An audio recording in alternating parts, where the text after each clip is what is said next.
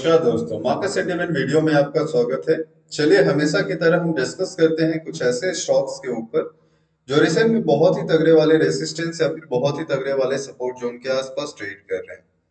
Usually इस series के अंदर हम कुछ ऐसे स्टॉक्स आपके लिए हमेशा लेकर के आते हैं जो वर्तमान में बहुत अच्छे रेसिस्टेंस जोन के आसपास हो या फिर बहुत अच्छे सपोर्ट जोन के आसपास हो। और ऐसे स्टॉक्स के अंदर मार्केट के तीनों ही कंडीशंस की अगर हम बात करके चलें, या वो रिवर्सल के कंडीशन हो, ब्रेकआउट के कंडीशन हो या ब्रेकडाउन के कंडीशन हो, तीनों ही कंडीशन के अंदर बहुत तगड़ा वाला मोमेंटम अपने को देखने को मिल जाता है।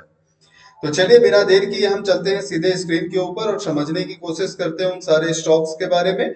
उससे पहले यदि आपने चैनल को सब्सक्राइब नहीं किया है, आप चैनल को सब्सक्राइब कर सकते हैं ताकि आगे आने वाली वीडियोज की आपको टाइमली अपडेट मिलता रहे।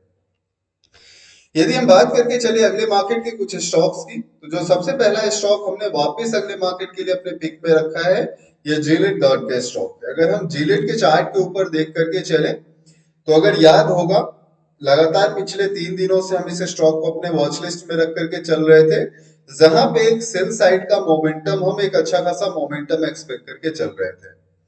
लेकिन जिस तरीके के कैंडल्स बने, लगातार प्राइस हमारा 87-82 के जोन के आसपास सपोर्ट लेता हुआ दिखाई दिया। एक अच्छी खासी गिरावट हम लोगों ने एक्सपेक्ट करा था, लेकिन वो गिरावट अपने को यहाँ पे नहीं दिखा। और इन्हीं सारे कारणों की वजह से लास्ट डे हम लोगों ने अपना व्यू चेंज किया, क्योंकि अगर हम चार्ट पे देखते तो यहाँ पे कहीं ना कहीं इन्वर्टेड वी का कंडीशन जो है, इन्वर्टेड वी वाले कंडीशंस फुलफिल हो रहे थे। और इन्वर्टेड वी का कंडीशन जहां भी अपने चार्ट पे बनता है तो ये इंडिकेट करता है कि आगे का मूवमेंट हमारा इस डायरेक्शन को ट्रेवल करेगा। तो लास्ट डिस्कशन के अकॉर्डिंग हम लोगों का था कि इस जोन के आसपास अगर प्राइस अपने को मिलता है, डेफिनेटली एक बाय डायरेक्शन का रिस्क हम लेकर के चलेंगे। और अगर आज के कैंडल्स की हम बात करके चले तो हम देख सकते हैं कि इस जोन से अगर बाई की पोजीशन भी हम बना करके चलते तो करीब करीब वहां से 1.5% के आसपास का मूवमेंट है। इंट्राडे बेसिस की बहुत ही तगड़ा वाला मूवमेंट हम कह करके चल सकते हैं। इसी स्टॉक को हम आगे भी कैरी करने वाले हैं, हालांकि कंडीशंस कुछ यहाँ पे डिफर रहेंगे जो लास्ट डे हम लोगों ने डिस्कस करे थे। यहाँ पे हम देख लेते हैं उन सारे कंडीशंस को। जिस तरीके से अब हम डब्ल्यू को ट्रेड करने के लिए जाते हैं, हालांकि यहाँ पे मार्केट का ये वाला शेप हमारे पास विजिबल नहीं होता, लेकिन अगर हम देख करके चले तो मार्केट का फॉर्मेशन, मार्केट मूवमेंट हमें कहीं ना कहीं इसी डायरेक्शन को तरफ इंडिकेट करके चलता है। तो इसको आप वर्चुअल लेकर के यहाँ पे चल सकते हैं, क्योंकि जब इन्वर्टेड वी को हम ट्रेड करने के लिए जाते हैं तो इन्वर्टेड वी को ट्रेड करने का रीजन यहाँ पे यही होता है कि हम कहीं ना कहीं डब्ल्यू पैटर्न को ट्रेड करते हुए चल रहे हैं। अब यहाँ पे अगर हम ऐसे कंडीशंस के साथ अगले मार्केट की बातें करके चले तो यहाँ पे कुछ चीजें आपको ध्यान में रखना पड़ेगा। अगर हम लगातार देख करके चले तो इसी जोन पे जहां पे मार्केट ने आज क्लोज दिया है, इस जोन पे मार्केट अर्लियर जो है वो सपोर्ट दिखा चुका है और रिसेंट में मार्केट रेसिस्टेंस दिखा रहा है। तो इस फैक्टर को अगले मार्केट के अंदर आपको ट्रेड के वक्त में ध्यान में रख करके चलना चाहिए। प्राइस यदि आज के कैंडल के हाई के ऊपर निकलने की कोशिश करता है, डेफिनेटली वहां से एक छोटा सा बाई डायरेक्शन का रिस्क हम लेकर के चलेंगे। सेल वाले व्यू को हमने जिलेट के अंदर से रिमूव कर दिया है तब तक के कंडीशंस के लिए, जब तक प्राइस हमारा 87-82 के नीचे सस्टेन नहीं करता है। 87-82 के नीचे अगर प्राइस हमारा चला जाता है, डेफिनेटली वहां से एक सेल डायरेक्शन का रिस्क हम लेकर के चलेंगे। तो ये जिलेट के ऊपर के कंडीशंस हैं जिसे अगले मार्केट के अंदर हमें ध्यान में रख करके चलना है। वहीं अगर हम बात करें अपने अगले पिक की, तो जो नेक्स्ट पिक हमने रखा है ये भारत फोर्ज का स्टॉक है।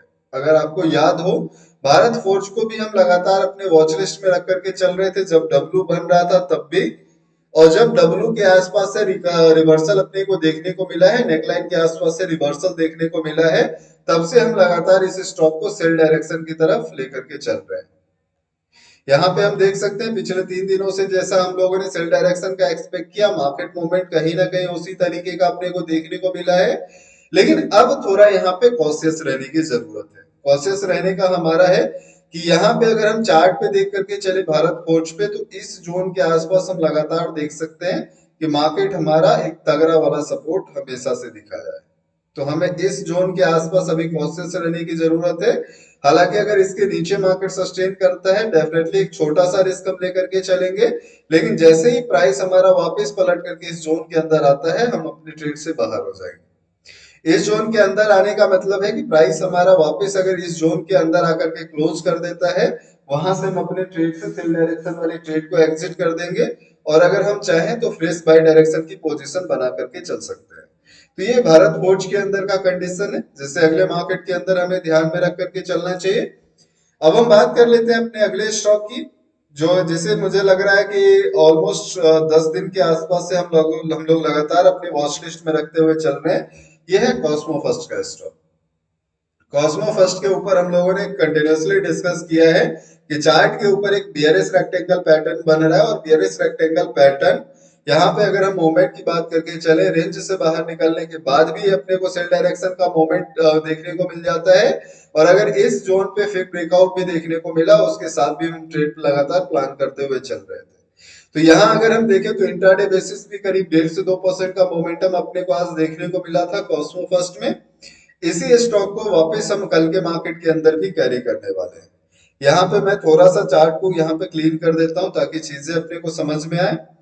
दो तीन चीजें ऐसी है जिसको ध्यान में रखने की जरूरत है कल के मार्केट के अंदर। सबसे पहला हम यहाँ देख सकते हैं ये वाला जोन जो है मार्केट का बहुत ही तगड़ा वाला सपोर्ट जोन है। अर्लियर भी मार्केट जब जून और जुलाई के सेशन के अंदर ट्रेड कर रहा था, कंसोलिडेशन फेज हमारा यही था और इस कंसोलिडेशन फेज के अंदर मार्केट इसी जोन पे सपोर्ट लेता हुआ दिखाई दिया।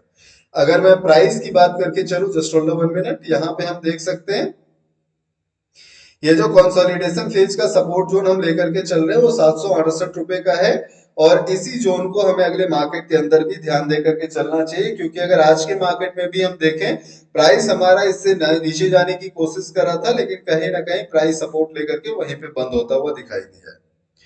दूसरा, अपर जोन की अभी हम बात नहीं करेंगे क्योंकि अपर जोन से प्राइस हमारा काफी ज्यादा करेक्ट कर चुका है और हम लोगों ने उम्मीद है अगर वीडियो आपने देखा हो तो प्रॉफिट बुकिंग भी हम लोगों ने तगड़े वाला करा है। तो अभी अपर जोन की तरफ हम नहीं जाते हैं। रिसेंट प्राइस से अगर प्राइस हमारा वापस इस जोन के नीचे जो 768 का है इसके नीचे सस्टेन करता है देन डेफिनेटली इंट्राडे बेसिस से हम सेल डायरेक्शन का रिस्क लेकर के चलेंगे और अगर इसके नीचे निकलता है तो मेरा पर्सनल एक्सपेक्टेशन है कि यहाँ से सेलर जो है वो स्ट्रेंथ गेन करना शुरू कर देंगे। तो यहाँ पे अपने को ट्रेड एक अच्छा खासा बन करके चल रहा है कॉस्मो फर्स्ट के अंदर, जिससे अगले मार्केट के अंदर हमें ध्यान में रख करके चलना चाहिए। अब हम बात कर लेते हैं अपने अगले स्टॉक की और आखिरी स्टॉक की। जो नेक्स्ट स्टॉक हम लोग कल के मार्केट के लिए रख करके चल रहे हैं ये ग्रेसिम इंडस्ट्री का स्टॉक है। अगर ग्रेसिम इंडस्ट्री के ऊपर भी हम बात करके चले तो कंटिन्यूअसली पिछले 3-4 सेशन से हम इस स्टॉक को वॉच लिस्ट में रख करके चल रहे हैं। जब प्राइस हमारा इस बॉटम के आसपास था, अगर आपको याद हो यहाँ पे प्राइस हमारा था इस बॉटम के आसपास, यही से हम स्टॉक को वॉच लिस्ट में रख करके चल रहे हैं। बाय मोमेंटम के अंदर भी 2 दिन हम लोगों का टारगेट आया, सेल मोमेंटम के अंदर भी जिस तरीके से हम लोग डिस्कस कर रहे हैं लगातार 3 दिन से अपना टारगेट यहाँ पे बन रहा है।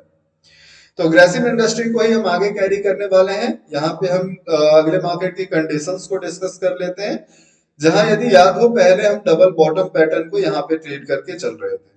डबल बॉटम पैटर्न पे जब नेकलाइन के आसपास से रिजेक्शन देखने को मिला, हम कंटिन्यूअसली यहाँ से अपने ट्रेंड को चेंज करके सेल में हम लोगों ने शिफ्ट कर दिया था और अभी भी वही सेल वाला ट्रेंड हम कंटिन्यू रखेंगे। कब तक? अगर मैं प्राइस की बात करूं, जब तक यहाँ पे मार्केट हमारा सपोर्ट नहीं लेता है।